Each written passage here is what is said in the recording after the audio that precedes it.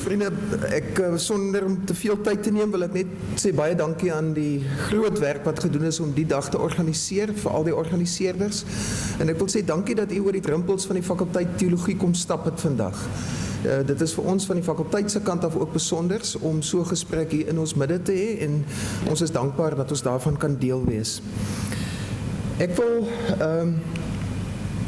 my titel so effens aanpas van dit wat geadverteer is, 'n hermeneutiese perspektief met verwysing na die Ou Testament, om daarmee so effens ook die fokus van wat ek gaan probeer sê vir u aan te dui.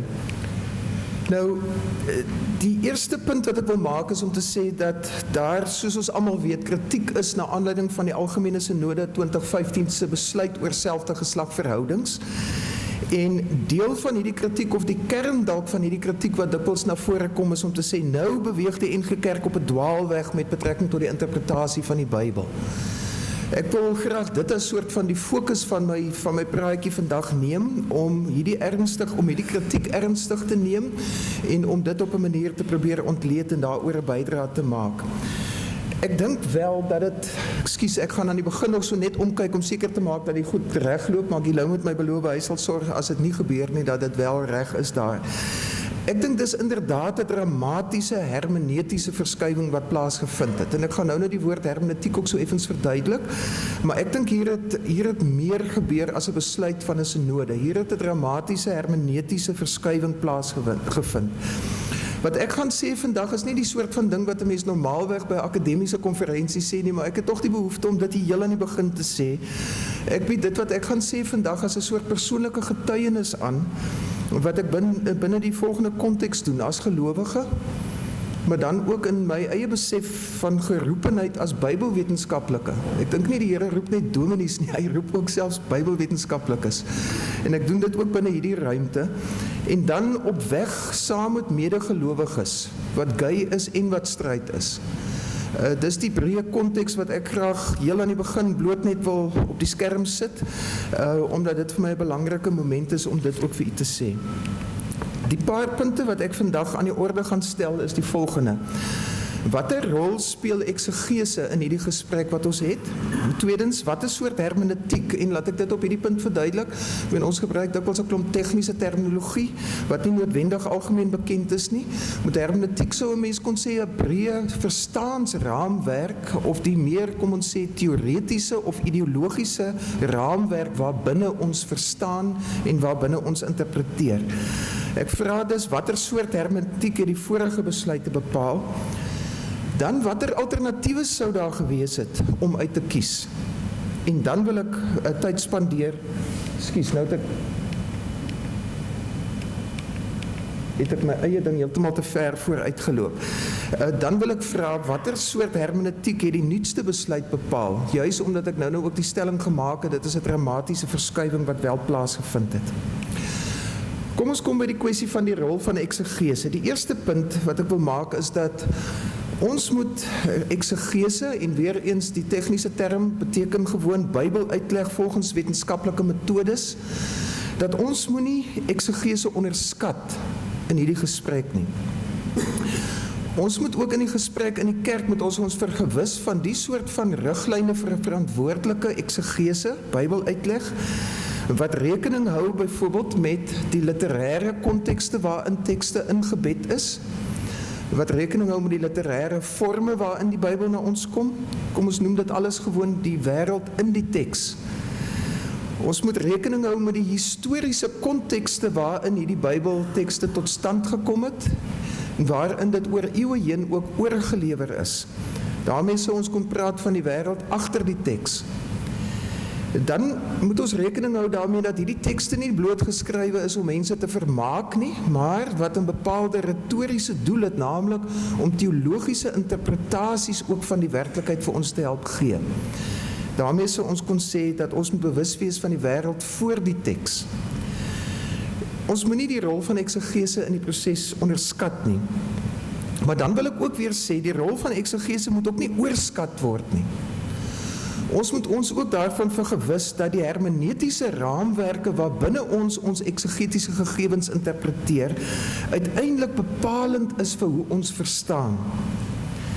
Die implikasie daarvan is dat ons nie noodwendig moet meen, kom ons kry nog eksegetiese inligting, kom ons kry nog meer inligting en dan gaan dit uiteindelik ergens 'n verskil maak na watter kant van die argument ook nie. Ons moet onthou dat eksegetiese gegevens kan dieselfde eksegetiese gegevens vanuit verskillende hermeneutiese raamwerke juis ook op verskillende wyse geïnterpreteer word. En daarom gaan ek vandag baie kortliks, letterlik nou in 'n minuut of 2, gaan ek oor die Ou Testamentiese tekste 'n kort opsomming op skerm sit, maar ek wil oor die hermeneutiese aspek wil ek hoofsaaklik dan my tyd spandeer. Die kort opsomming wat ek wil gee hiervan, die tekste wat normaalweg ter sprake kom in hierdie gesprekke uit die Ou Testament, onder andere Genesis 1 en 2, waar mense dikwels verwys om te sê, kyk daar, dit is mos hoe die skepping plaasgevind het. Nou vanuit Bybelwetenskaplike perspektief is dit belangrik om te onthou dat ons hier 2 oorsprongsverhale het wat uit 2 totaal verskillende sosio-historiese kontekste kom en wat in die eerste plek teologiese interpretasies wou maak van die werklikheid van die spesifieke tyd waarin dit tot stand gekom het. Die een verhaal is waarskynlik 'n goeie 200-300 jaar jonger as die ander een. Dis in totaal verskillende kontekste waarin hierdie werklikheidsbeskrywings vanuit die raamwerke van destyds dan aangebied word. Uit die verhalende literatuur van die Ou Testament is dit dikwels Genesis 19 en Rigters 19 wat ter sprake kom. In beide hierdie tekste gaan dit veral dan ook oor die ou nabye Oosterse gasvryheidsreëls, die gasvryheidskonteks wat 'n diep gewortelde kulturele waarde van die Ou Testamentiese tyd was. Ons weet dit selfs uit vandag ook dat seks dikwels as 'n magsmiddel tot vernedering gebruik is. Tot vandag toe in militêre kontekste hoor mense dit dikwels, in tronke ensovoorts hoor ons dit. Hierdie is iets wat uitgedruk word ook in hierdie tekste om te sê dat seks as magsmiddel oorskry volledig die gasvryheidsreëls en kulturele waardes van die tyd. Wat die Torah aanbetref, en ek gebruik pertinent die term lering hier tussen hakies, omdat die term wet, soos wat ons dit gewoond is om te gebruik, dikwels misverstande skep. Die term Torah beteken letterlik lering, en hierdie tekste wat ons spesifiek in die eerste paar boeke van die Ou Testament het 2 tekste in wat dikwels ook aangehaal word. Levitikus 18 vers 22 en 20 vers 13, ek gaan nou weer oor hulle iets sê, maar hierdie tekste is ingebed in die sogenaamde heiligheidskonteks, wat deel van die priesterlike literatuur in die Ou Testament is, wat werk met 'n verstaan van heiligheid wat in 'n sekere sin uitkring vanuit die tempel na verskillende sfere van die kultiese ruimtes, maar ook dan van die samelewing.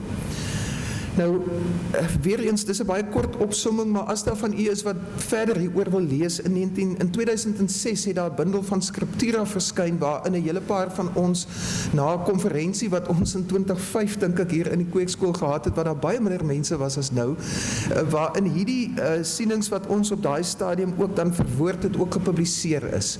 So ek wil graag vir u vra, as u meer in eksegetiese inligting belangstel, gaan lees asseblief ook wat daar geskrywe staan. Ek wil oorgaan na die belangrike vraag, wat 'n soort hermeneutiek het die vorige besluite bepaal? Die kritiek is op hierdie stadium baie sterk gerig op Bybelgebruik in die nuwe standpunt wat geformuleer is. Ek wil 'n treukie teruggee en ek wil die hermeneutiese raamwerk wat die vorige besluite bepaal het, en dan praat ek spesifiek ook van die voor 2007 besluite, maar ook sommige aspekte van die later besluite wil ek hierin probeer ontleed. Die eerste punt wat ek wil maak is dat dit 'n hermeneutiek is wat met 'n uiters selektiewe teksgebruik gewerk het. Dit wil sê, dit was 'n argument wat gevorm is, 'n verstaan wat gevorm is op grond van die uitkies van enkele tekste, met ook die ignorering van ander tekste. Dit is dink ek 'n baie dun Bybel waar mens dan uiteindelik mee werk as 'n mens met 'n selektiewe teksgebruik werk. Dit is ook so dat hierdie tekste dikwels nie in interaksie met ander tekste gebring is nie. Die hele beginsel van intertekstualiteit, die kwessie dat die Bybel 'n veelstemmigheid na ons toe bring en dat hierdie stemme ook met mekaar in gesprek is, dink ek is in die verlede nie genoegsaam erken nie. Dis 'n eklektiese toepassing, in die sin dat Genesis, althans Levitikus 20 vers 13 se teks sê byvoorbeeld, in die Nuwe Afrikaanse vertaling, en ek sal daaroor nou kommentaar lewer, dat mans mag nie met ander mans seksuele of staan daar homoseksueel verkeer nie, volgens die Nuwe Afrikaanse vertaling. En dit word dan aangedui as 'n abomination in die Engelse vertalings, as 'n gruwel. In die debat is dikwels gesê, maar daar staan dit mos. Maar die vers gaan voort om te sê, sulke mense moet doodgemaak word. Die voorstanders van 'n standpunt wat gebaseer is op 'n letterlike verstaan van die teks, het eklekties die een deel van die teks gebruik, maar die ander deel geïgnoreer. Die konsekwente sou wees om dan mense dood te maak wat van hierdie gedrag dan ook beskuldig word. Hierdie tekste staan ook in die konteks waar daar gesê word, kinders wat aan hulle ouers ongehoorsaam is, moet doodgemaak word. Nou ek kan vir u bevestig, my kinders sou het dan waarskynlik nie ouer as 6 maande gemaak het nie. Dit kom ook in die konteks van riglyne vir priesters, wat baarde moet groei, wat nie aan allerhande deformiteite aan die liggaam nie, ook nie aan die geslagsdele skuldig moes wees nie, want dan sou hulle nie die priesterskap kon haal nie.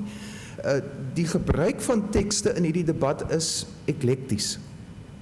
Daar is 'n onbewustheid van Hebreëse terminologie en vertaalvariasies. Die Nuwe Afrikaanse vertaling is die enigste Afrikaanse vertaling wat die term homoseksueel gebruik, hoewel dit in Hebreëus presies dieselfde terme is wat in Levitikus 18 en 20 gebruik word dit 2 verskillende maniere vertaal. Deurdat Levitikus 18 dit vertaal met 'n homoseksuele verhouding, terwyl Levitikus 20 praat van homoseksuele verkeer, wat ook alweer 2 verskillende goed is. So daar is 'n onbewustheid van dat vertaalvariasie selfs net ook in die Afrikaanse vertalings voorkom, en dan is dit uiteraard ook in baie Engelse vertalings te sien. Die vorige besluite is gekenmerk deur 'n onsensitiwiteit vir die literêre kontekste waarin die Bybel gebruik word.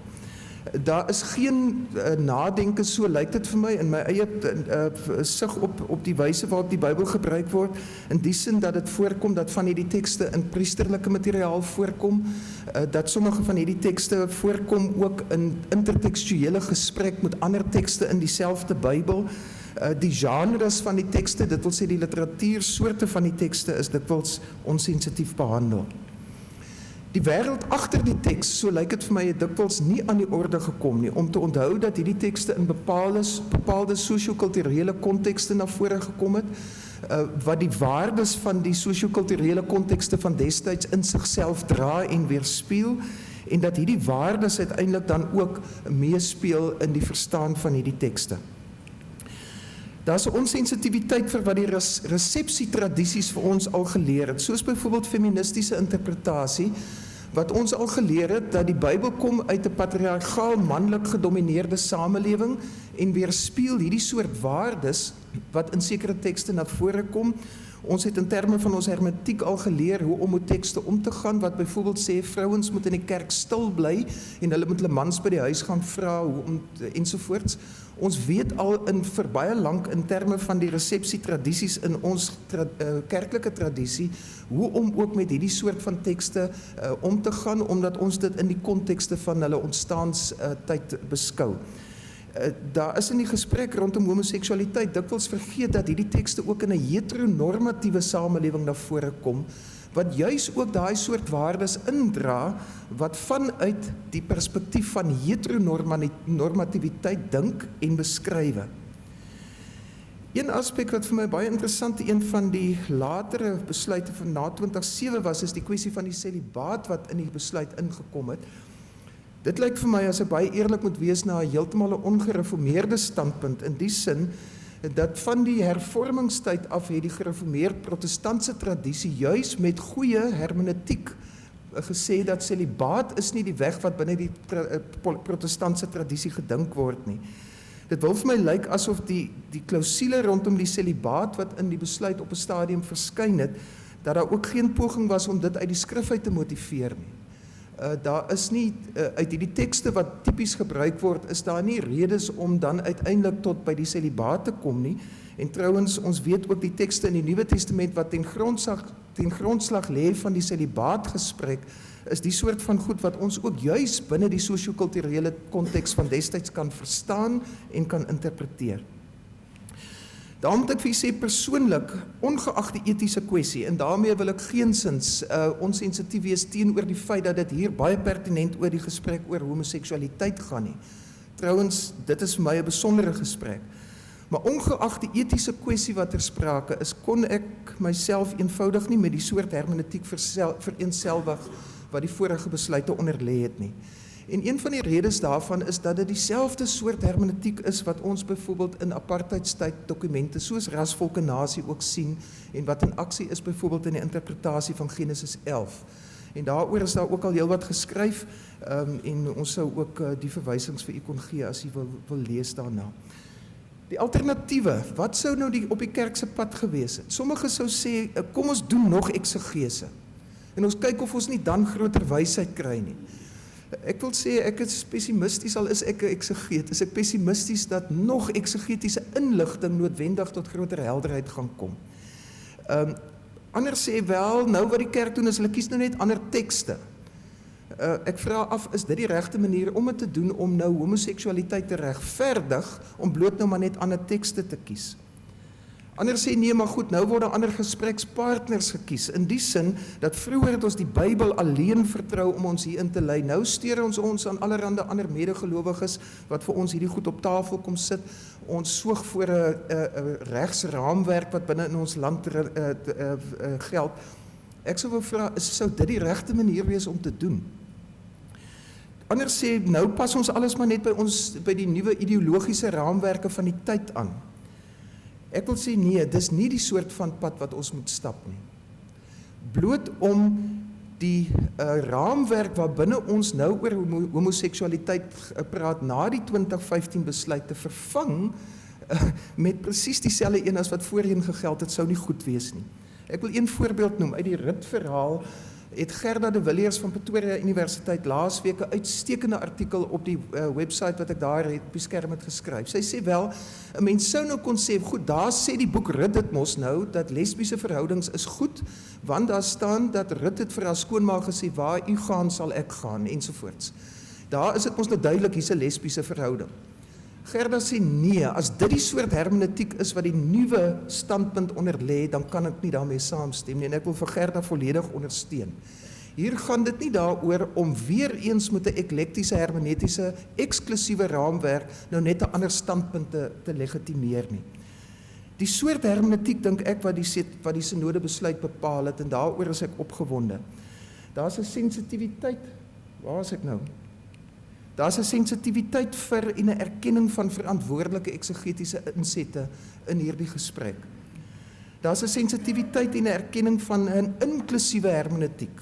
En ek wil dit probeer definieer om te sê, dit gaan oor die Bybel as geheel. Daar's ook mense in die Bybelwetenskappe wat sê, ons moet ook gaan kyk na die wysheidsliteratuur. Hoekom is dit dat ons sekere tekste uitkies en nie die Bybel as geheel in hierdie gesprek betrek nie? Ons moet dit inklusief saam met die vaders en die moeders van die verlede doen. Dit wil sê diegene wat agter die totstandkoming van die tekste staan, die Bybelskrywers, maar ook die eeuwelange interpretasietradisies. Ons moet dit ook doen saam met die broers en susters van die hede, saam met gay medegelowiges, in gesprek met ander tradisies, in gesprek met die natuurwetenskappe. Maar dan moet ons ook steeds 'n erkenning van ons intersubjektiwiteit hê. Ons moet bewus wees dat niemand van ons kan ons ideologiese raamwerke ontsnap nie. Ons moet dit erken en ons moet bewus wees van ons eie vooroordele. Ferdinand Duist het jare gelede gesê, die Bybel is 'n gevaarlike boek, veral as jy dink dit bevestig jou eie sieninge. Dan is die Bybel 'n gevaarlike boek. Ek wil afsluit, Nadia, en hopelik sal ek jou senuwees op hierdie punt kan kalmeer. Ek wil 'n opmerking maak of 'n vraag vra. Het die NG Kerk nie dalk in die verlede te lank en te veel die kwessie van Bybelinterpretasie afgeskeep? Is daar nie te min met dominees en lidmate oor verantwoordelike uitleg gepraat nie? En ek wil 'n laaste woord van dank sê. Dankie aan die gay medegelowiges wat vir ons help om dalk meer verantwoordelik kerk van die Here Jesus Christus te wees, deur ook hierdie besluit wat in die kerk geneem is, saam met ons te bedink en die pad saam ook vorentoe te stap. Dankie, Nadia.